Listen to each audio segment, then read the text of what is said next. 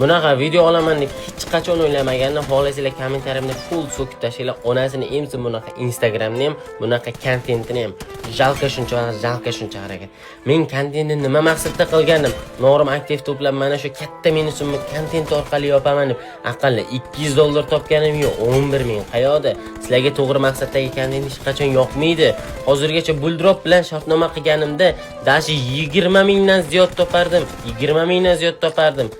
Sizlarga halol yo'l yoqmaydi. Sizlarga mana shunaqa buldropchilar tekinga olmish yusib beradiganlar yoqar. Yokida boshqalarni full haypajor deb so'kishni bilasizlar. Lekin o'shalar bir oyda dashi 100 ga odam to'plab qo'yyapti. Dashi buldropning orqasida nechta bitta katta YouTuber, streamerlarga video chiqsam bo'ladi, aktivini ko'p ko'rsam bo'ladi. Lekin men hech qachon hayp qilmayman. O'zingizlarcha maslahat berasizlar. Sabr qil, erkak kishi omadi bilan o'ynashni bo'lmaydi.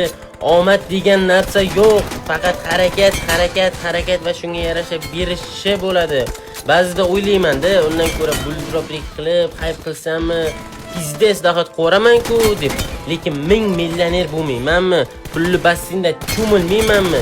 Bir tiyin pulimni hech qachon o'zim bilan olib keta olmayman. Bilmem hangi rüzgar attı, nereden esti, hangi dalgası